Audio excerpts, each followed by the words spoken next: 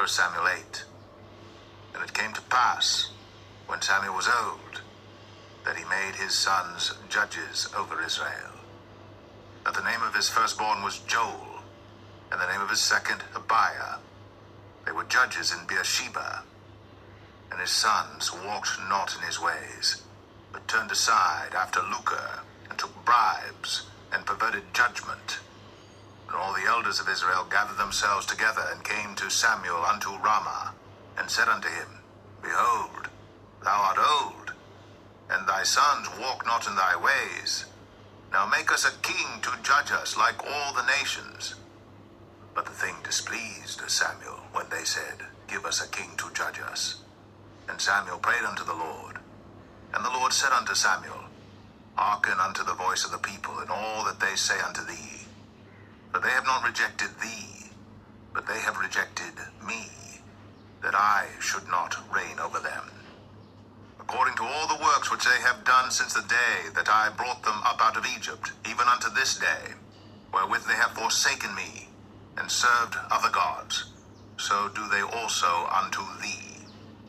Now therefore hearken unto their voice, howbeit yet protest solemnly unto them, and show them the manner of the king that shall reign over them. And Samuel told all the words of the Lord unto the people that asked of him a king.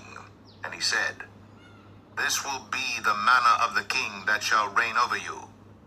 He will take your sons, and appoint them for himself, for his chariots, and to be his horsemen, and some shall run before his chariots. And he will appoint him captains over thousands, and captains over fifties, and will set them to ear his ground, and to reap his harvest, and to make his instruments of war, and instruments of his chariots. And he will take your daughters to be confectionaries, and to be cooks, and to be bakers. And he will take your fields, and your vineyards, and your olive yards, even the best of them, and give them to his servants.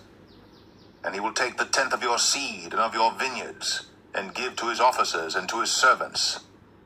And he will take your men servants, and your maid servants, and your goodliest young men, and your asses, and put them to his work. He will take the tenth of your sheep, and ye shall be his servants. And ye shall cry out in that day because of your king, which ye shall have chosen you. And the Lord will not hear you in that day. Nevertheless, the people refused to obey the voice of Samuel, and they said, Nay, but we will have a king over us, that we also may be like all the nations, and that our king may judge us, and go out before us, and fight our battles. And Samuel heard all the words of the people, and he rehearsed them in the ears of the Lord.